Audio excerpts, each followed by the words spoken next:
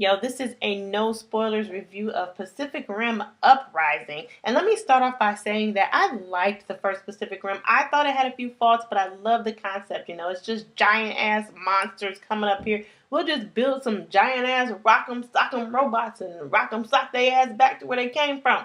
Sounds legit. So Pacific Rim Uprising picks up years after the war with Idris Elba's made-up son, played by John Boyega. So there are new pilot recruits to fight the Cayuse called Power Rangers.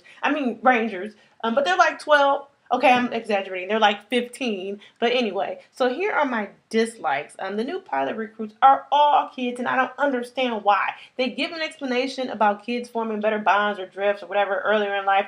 I call bullshit because there should still have been some more adults. You can't be sending them out there to get their asses whooped by giant alien monsters. This was obviously just an attempt to draw in a younger audience. And it's not that they were kids. It's that, like I said, they didn't have there was no adult program, you know. It's like Power Rangers meets Ender's Game.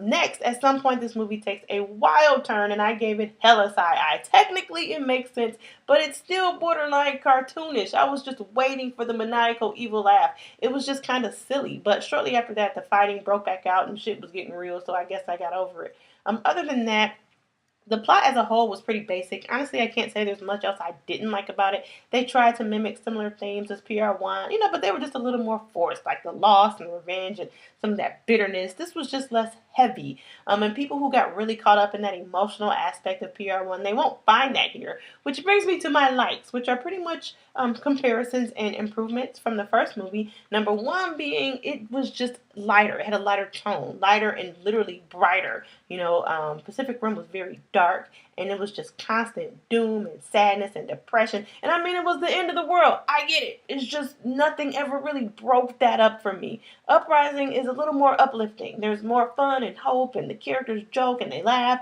and they're not as boring. And overall, it's just more fun to watch. You know, it didn't drag as much, and it wasn't as unnecessarily long. And number two, I didn't like Charlie Day in PR1, that little nerdy character, the squeaky voice guy Newton. Charlie Day's portrayal of that guy was very forced and not believable to me at all. He does a lot better this go around. His character is actually toned down from that. So that was better. And next, I love the fight scenes. I thought they were awesome. The visual effects were awesome. Very destructive. You know, very good. And last but not least, John Boyega was pretty cool. This was his producer debut as well. He brings a lot of that lightness and, you know, some of that fun energy that the movie has. He was a likable character. I liked his chemistry with his co-star Kelly Spaney. Scott Eastwood, on the other hand, he was just there, a very forgettable guy. Overall, I like this movie. It was entertaining. It was fun.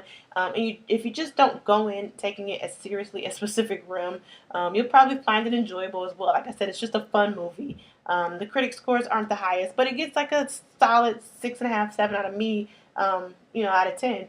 I thought it was worth seeing on the big screen. I say check it out, at the very least a matinee. And I say also follow me on Twitter at MovieBuffChick1 and like and subscribe.